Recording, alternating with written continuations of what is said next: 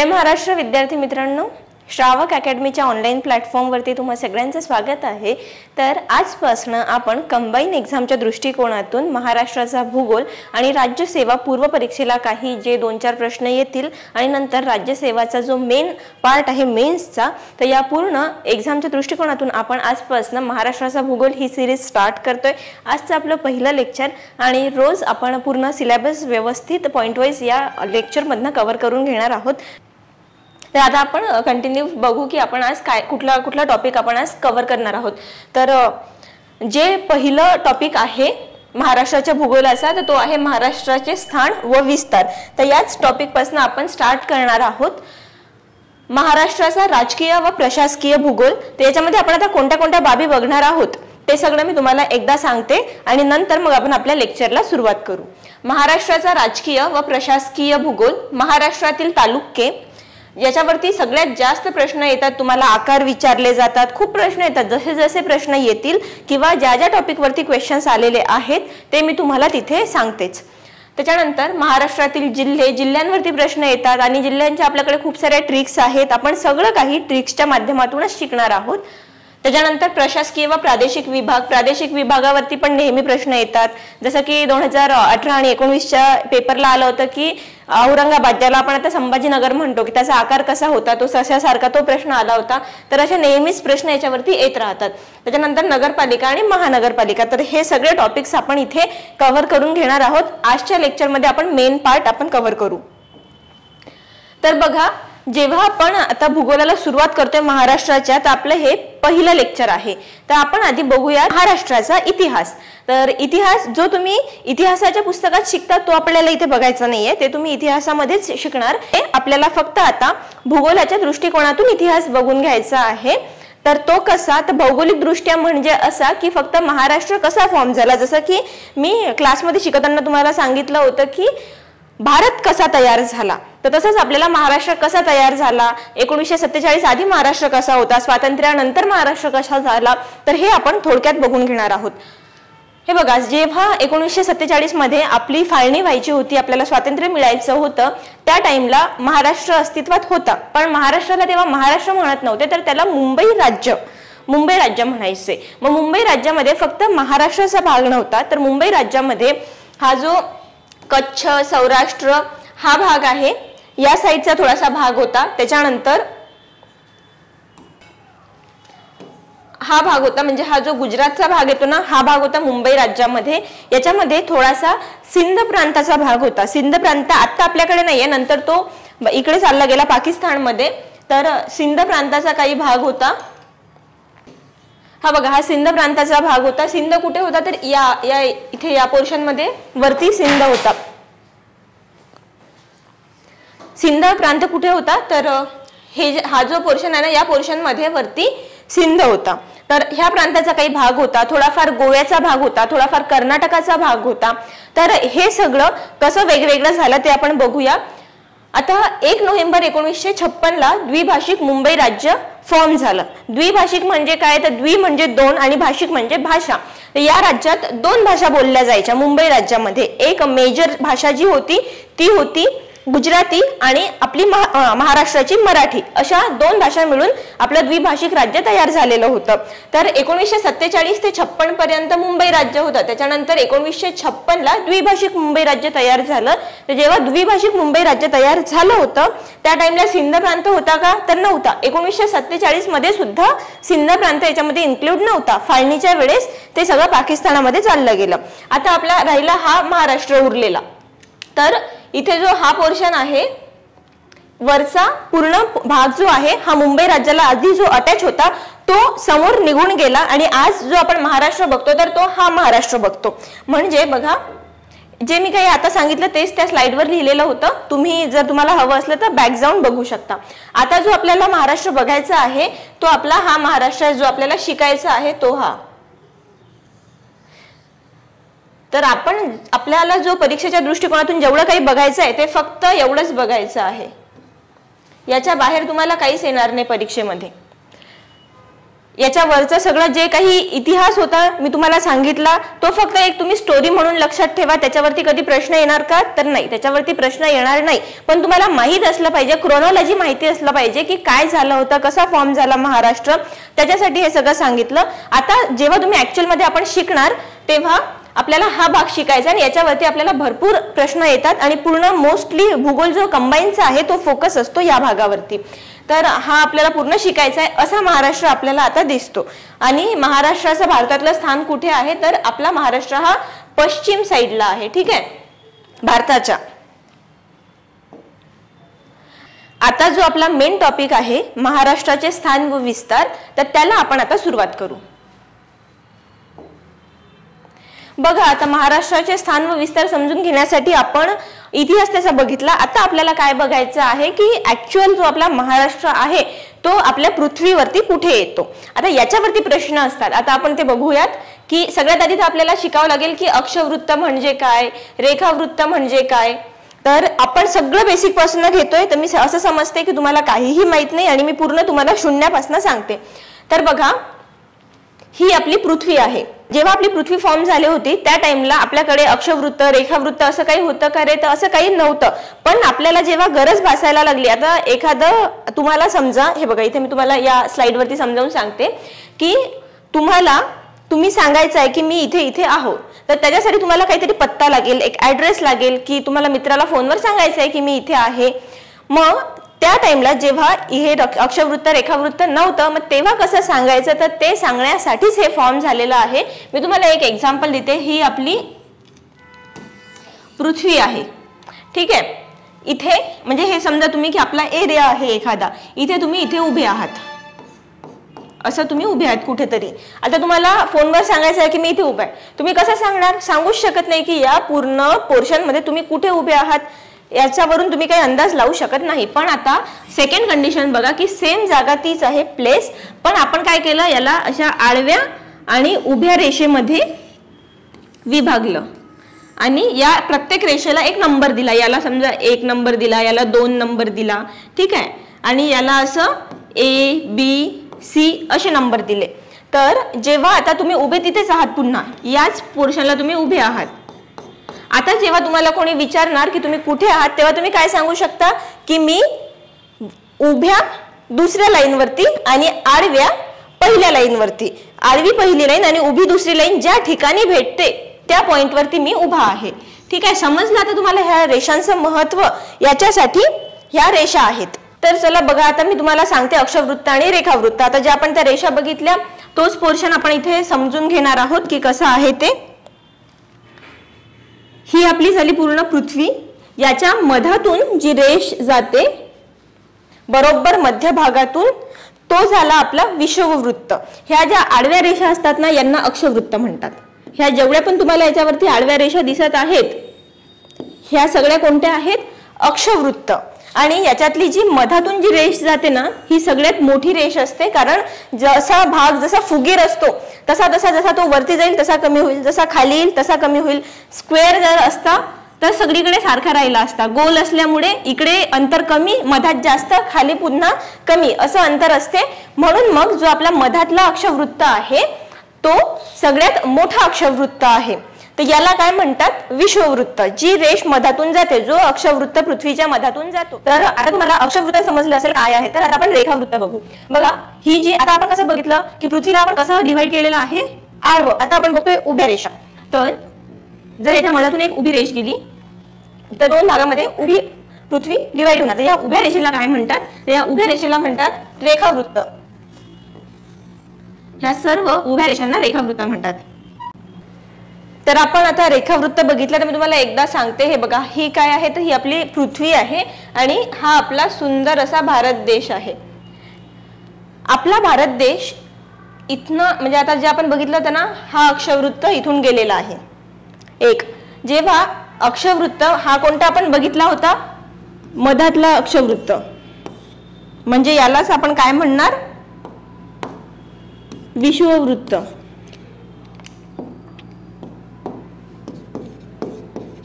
विषुववृत्त.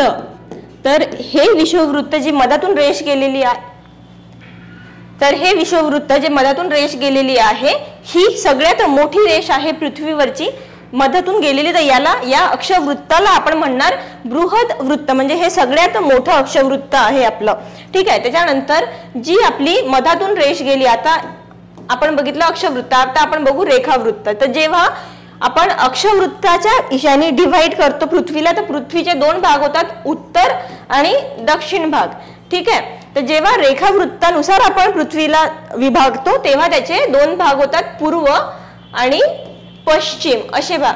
तर तुम्ही मला आता सांगा, जेव्हा आपण पृथ्वीला पूर्व आणि पश्चिम, उत्तर आणि दक्षिण असं विभागलं, तर तुम्हाला आता जो आपला उत्तर असा या साईडला नाही, आता तुम्हाला आपला भारत देश कुठे दिसत आहे बघा बरं, तुम्हाला सांगता येईल का? तर उत्तर भागात भारत देश आहे वरती, ठीक आहे, आणि पूर्व साईडला आहे, ही पूर्व साईड आपली। तर आपला भारत देश कुठे आहे? उत्तर आणि पूर्व।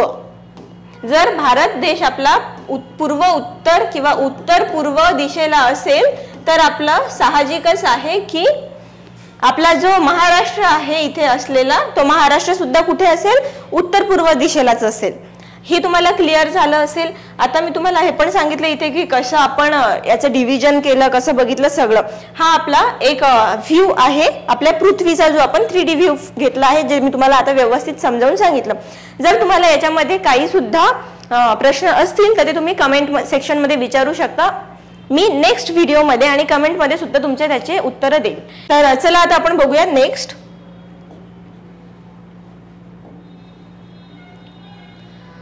आता जे मी तुम्हाला अक्षवृत्त आणि रेखावृत्ताबद्दल माहिती दिली, त्याच्यामध्ये अजून एक मी पॉइंट तुम्हाला ऍड करून देते की ज्या वेळेस ना, म्हणजे आपण आपल्याकडे जेव्हा ब्रिटिशांचं राज्य होतं तेव्हा तिकडचा म्हणजे लंडनचा, इंग्लंडचा ह्या साईडचा सूर्य मावळत नव्हता। तर या साईडचा सूर्य जेव्हा मावळत नव्हता तर त्या लोकांनी काय केलं, त्या टाइमला एक म्हणजे त्या साईडला एक टाइम झोन पकडला, त्याला एक पॉइंट पकडला आणि त्याच्यावरूनच आपली जी वेळ आहे ती वेळ निश्चिती होते आणि स्थान निश्चितीला आपण बघितलं।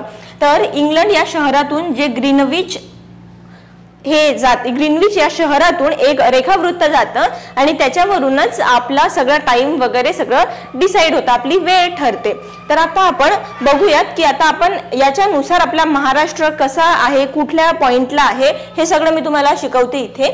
तर आता हा आहे आपला महाराष्ट्र, जो आपण बघितला ना आतापर्यंत, ते सगळं इथे आहे। तर आता आपण बघूयात की महाराष्ट्राचा स्थान आणि विस्तारामध्ये महाराष्ट्र कुठे येतो।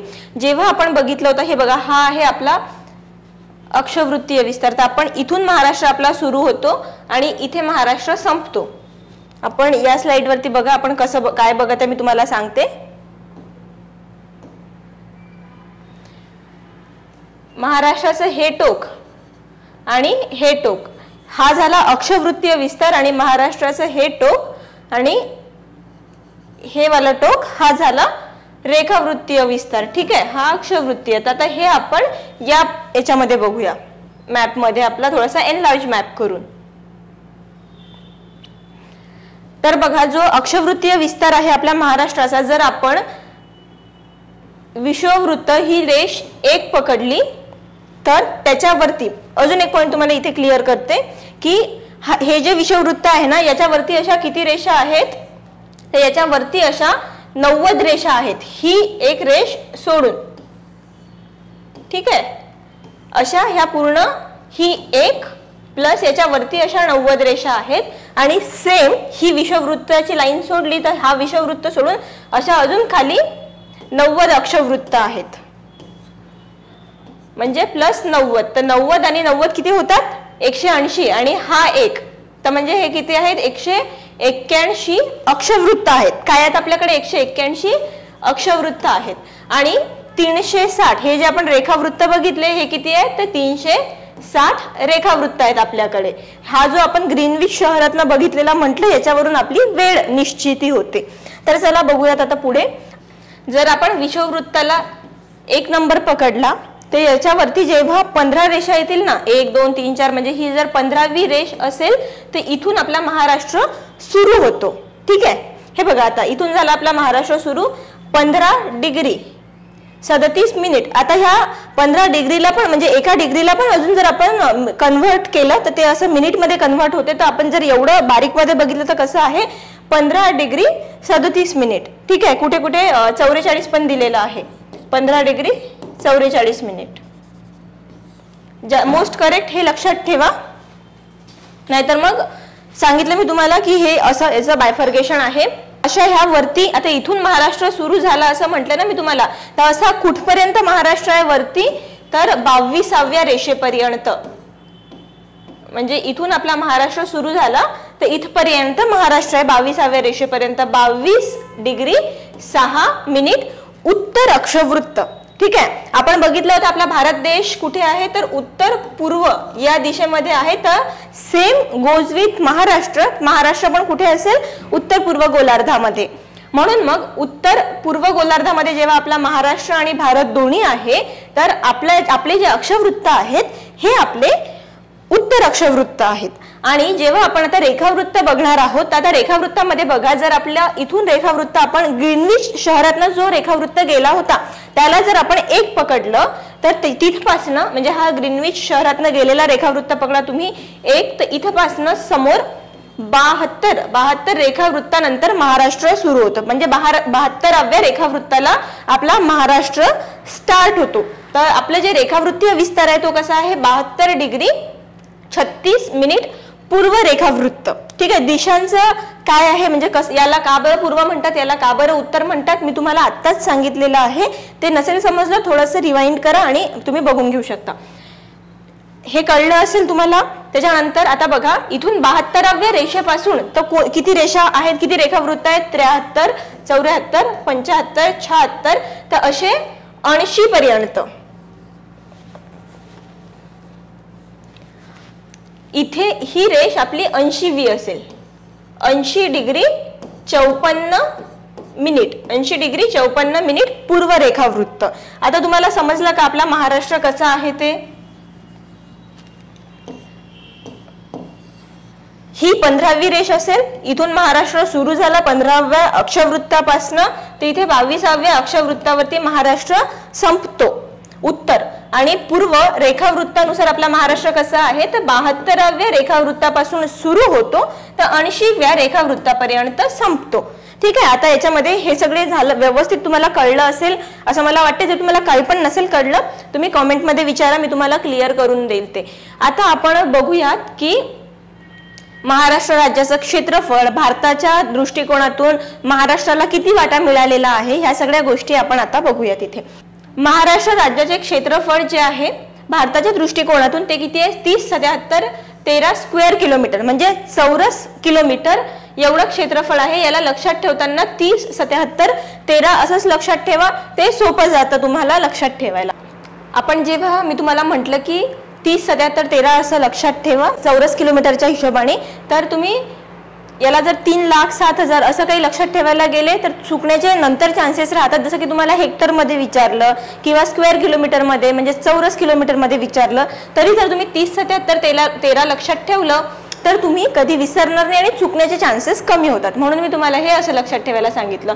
दुसरं म्हणजे पर्सेंटेज, टक्केवारीच्या नुसार महाराष्ट्र हा 9.36% भाग महाराष्ट्राने व्यापलेला आहे आपल्या भारताचा, ज्याचा क्रमांक लागतो 3रा। महाराष्ट्र आपला क्षेत्रफळाच्या दृष्टिकोनातून 3ऱ्या क्रमांकावर आहे भारतात आणि लोकसंख्येच्या दृष्टिकोनातून 2ऱ्या क्रमांकावरती आहे।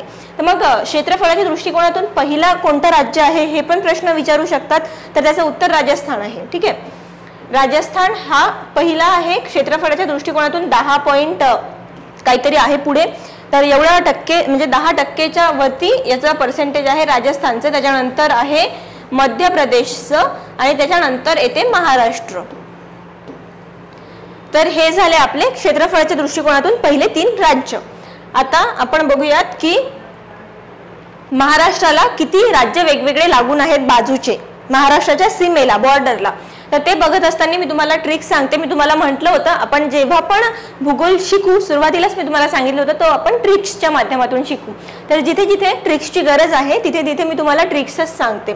तर बघा आमच्याकडे सर आहेत एक तुषार सर, फेमस आमचे, तर त्यांच्या नावाने आपण ही ट्रिक बनवलेली आहे। पहिले तर आपण हेडिंग बघून घेऊ की महाराष्ट्राला एकूण 6 घटक राज्ये आणि 1 केंद्रशासित प्रदेश म्हणजे युनियन टेरिटरीचा प्रदेश लागून आहे, एवढ्या सीमा याला लागून आहेत। तर आपण हे 6 जे आपले राज्य आहेत ते बघून घेऊयात आणि त्याचीच आपण ट्रिक बनवलेली आहे। मच्छी तुषारने कापली गंमत गंमत। आता हा मच्छीचा म म्हणजे मध्य प्रदेश, तुषारचा त म्हणजे तेलंगणा, कापली हा कर्नाटक, गोवा आणि गुजरात। ठीक आहे, एवढे राज्य आपल्या महाराष्ट्राला लागून आहे, एवढ्या राज्यांच्या सीमा आपल्याला टच झालेल्या आहेत। आणि दादरा आणि नगर हवेली हे जे आहे हे एक केंद्रशासित प्रदेश म्हणजेच युनियन टेरिटरीचा भाग आपल्या राज्याला लागलेला आहे। बघा या साइडला हा जो पोर्शन आहे म्हणजे इथे आपल्या ह्या सीमेमध्ये हा जो भाग आहे ना, इथे गुजरातची बॉर्डर लागलेली आहे आपल्याला, इथे आपल्याला मध्य प्रदेशची बॉर्डर लागलेली आहे, इकडे छत्तीसगडची बॉर्डर लागलेली आहे, इकडे तेलंगणाची बॉर्डर लागलेली आहे, इथे कर्नाटक, इकडे या साइडला असं इथे गोव्याची बॉर्डर लागलेली आहे आणि इथेच याच पोर्शन मध्ये अशी इथे आपल्याला दादरा नगर हवेलीची बॉर्डर लागलेली आहे। तर ही खूप सोपी ट्रिक आहे, एकदम तुमच्या इझिली लक्षात राहू शकते। 6च राज्य आणि 1 केंद्रशासित प्रदेश फक्त तुम्हाला लक्षात ठेवायचा आहे।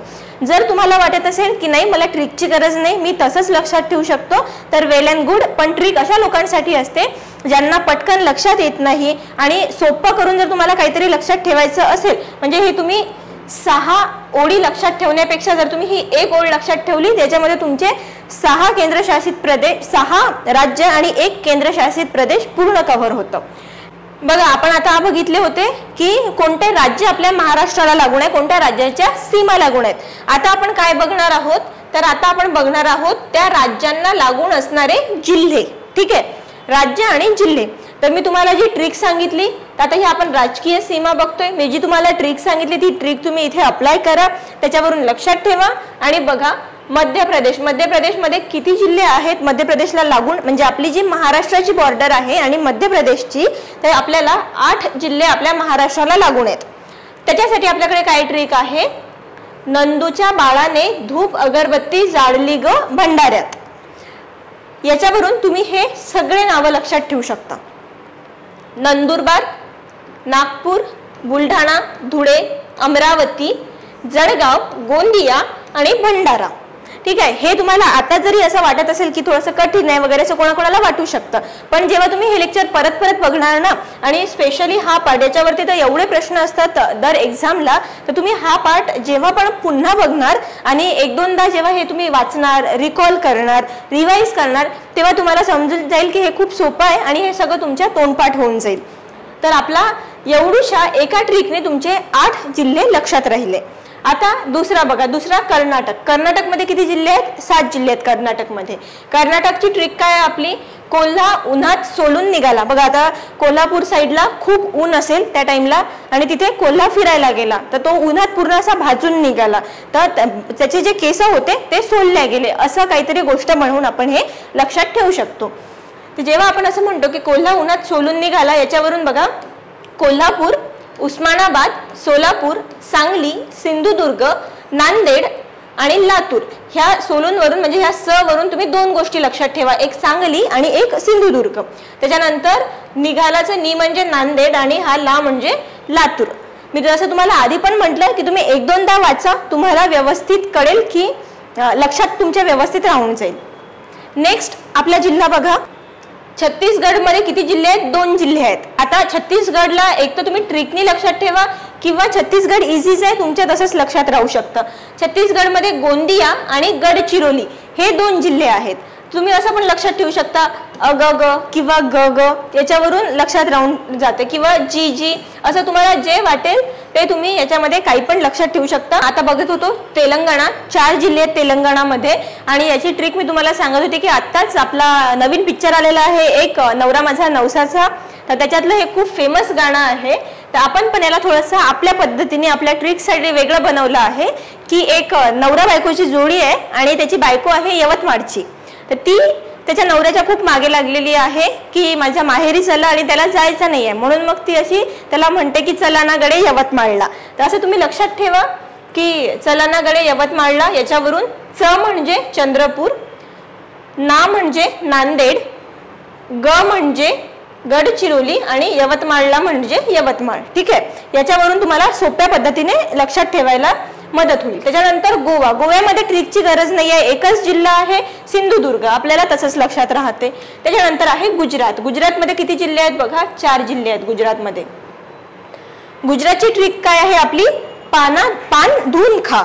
ठीक आहे, पान धुवून खा, आपलं खायचं पान असते ना त्याला धुवून घे आणि तसं खा, तसं बिना धुता नको खाऊ. ही आपली ट्रिक लक्षात ठेवा गुजरातची. याच्यावरून लक्षात ठेवा की प म्हणजे पालघर, त्याच्यानंतर न म्हणजे नाशिक, धुळे आणि न म्हणजे नंदुरबार. ठीक आहे, व्यवस्थित समजलं.